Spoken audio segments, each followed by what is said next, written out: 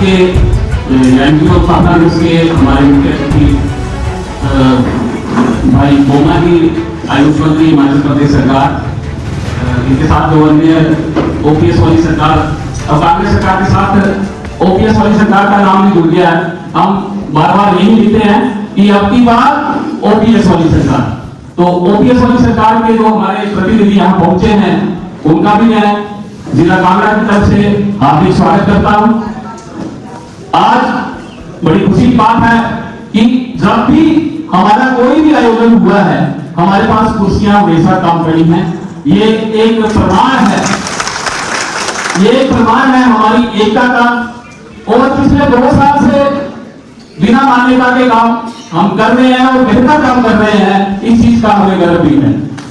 हमारे पूर्व प्रधान जो मेरे से पहले बोल के गए भाई सिरमौर से, उन्होंने कहा कि मान्यता जो सर्व मान्य है उसको मान्यता की जरूरत नहीं होती।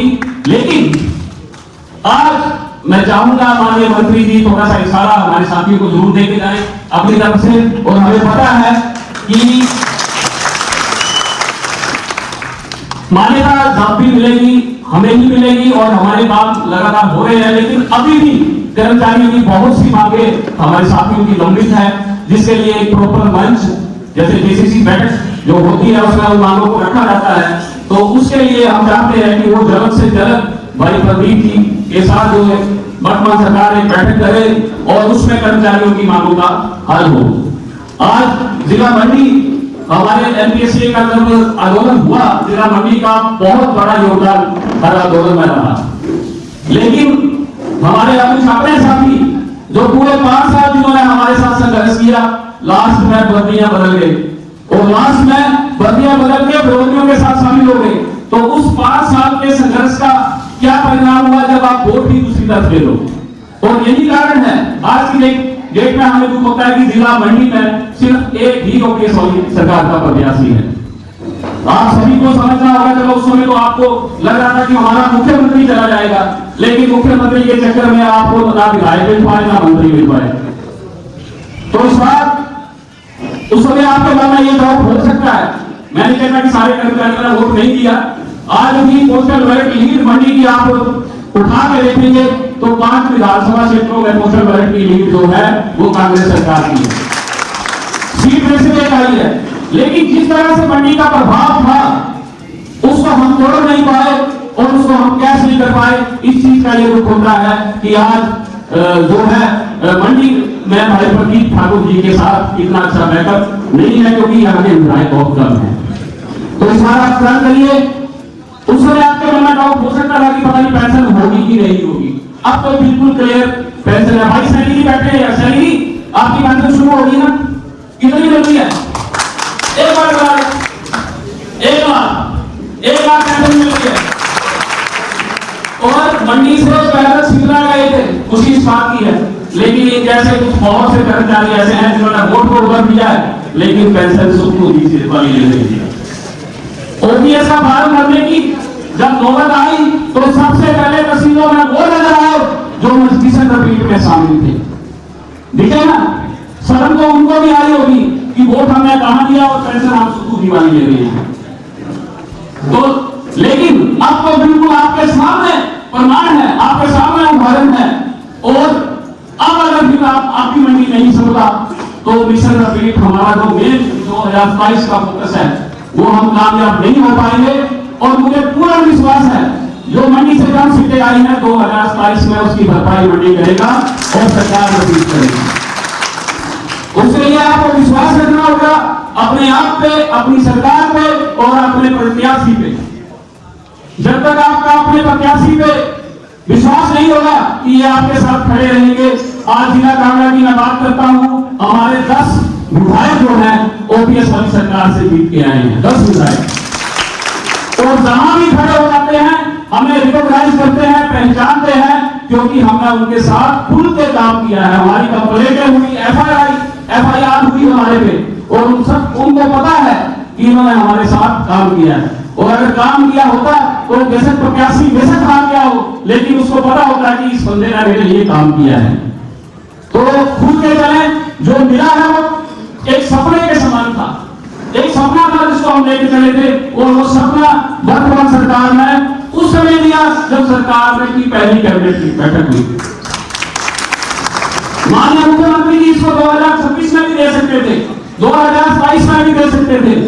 अगर उन्हें राजनीति करनी होती तो इसका लाभ वो लास्ट में लेते और इस चीज को कैश करते।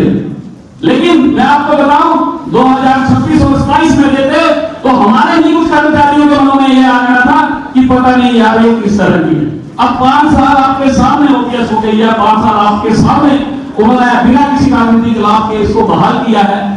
तो आप सबका भी ये जिम्मेदारी बनती है कि इस पेंशन को बचाना बहुत जरूरी है, क्योंकि वो आज भी वो बार बार खुले मंचों से कहते हैं कि हम इसको रिवर्ट करेंगे, हम इसको बदल देंगे।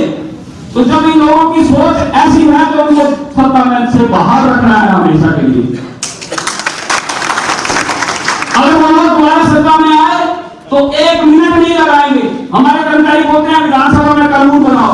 किस बात का डर है तुम्हें, किस चीज का डर है? अगर तुम्हें अपनी ताकत पे विश्वास है तो कोई भी कानून बनाने की जरूरत नहीं है। इसी सरकार को सत्ता में रखो, हमारी पेंशन हमेशा के लिए सेफ रहेगी। अरे कानून बना देंगे तो अगर सत्ता में आ गए तो कानून बदल भी देंगे, सब कुछ है इनके पास। तो ऐसे लोगों को सत्ता से दूर रखो जो पेंशन के विरोधी हैं। और मैंने देखा है यहाँ पे बड़ा मशहूर हुआ था, एक बार बार हुआ नहीं होगा। बिना पेंशन बहाली के जितने मंत्री नारे लगा लो, जब तक इन लोगों की सोच नहीं बदलती है हमारी पेंशन को लेकर, ये कभी सत्ता में नहीं आ सकते। और मेरा काम मेरे साथ है, हमारे कर्मचारी हमारे साथ हैं, हम लास्ट तक लड़ेंगे। आज की डेट में जो मर्जी अफवाहें फैलाई जा रही हो, लेकिन आपको बता दूं 2 लाख कर्मचारी ओपीएस में आए हैं। डीए मिले, एरियर मिले, वो तो सरकार की देन वाली है, वो तो विदेश में मिलेगी। लेकिन जब पेंशन की बात आएगी, कर्मचारी अपनी पेंशन को बचाने के लिए वर्तमान सरकार को वोट देगा, वो डीए को नहीं देगा। जितनी मर्जी अफवाह फैलाओ, कोई गद्दार होगा, जो गद्दार होगा वो जरूर बन जाएगा। लेकिन जिसके घर में आज मुख्यमंत्री जी ने अंधेरे में दिया जलाया है पेंशन का, वो कभी एहसान भरा वो हमारा कर्मचारी नहीं हो सकता। मैं मंत्री महोदय से भी आग्रह करूंगा कि आज की डेट में जिन लोगों ने हमें कमजोर किया पिछले 5 सालों में, जिन लोगों ने हमारी ओपीएस की बुनियाद को कमजोर किया, हमारे पैदल मार्च को रोकने की कोशिश की, हमारे पर एफआईआर करवाई, वो हमारे कर्मचारी नेता थे। और आज की डेट में खुले तौर लिख रहे हैं, सरकार के खिलाफ लिख रहे हैं। तो उनको भी जरा संज्ञान लेने की जरूरत है, उनका भी जरा दोहराने की जरूरत है। अगर एफआईआर हमने खाई है तो वो क्यों खुले छूट रहे? अभी भी आपके मंडी से कई कर्मचारी ऐसे हैं जो खुल के सरकार के विरोध में लिख रहे हैं, लेकिन जब वो पेंशन और जीपीएफ निकालने की बात आती है, लेने की बात आती है, तो वो इसी सरकार से पेंशन ले रहे हैं। उनके परिवार का कोई सदस्य पेंशन ले रहा है। तो थोड़ा सा मैं उन कर्मचारियों को भी आगाह करना चाहता हूं कि हम अभी चुप जरूर है। चुप इसलिए है क्योंकि हम आपकी तरह जो है बदले की राजनीति नहीं करना चाहते। लेकिन जब हमारी पेंशन पे बात आएगी तो सरकार से तो खुद टकराना बाद में पड़ेगा, और उससे पहले आपको हमारे से टकराना पड़ेगा। तो भाइयों, इसके साथ मैं ज्यादा नहीं कहूंगा।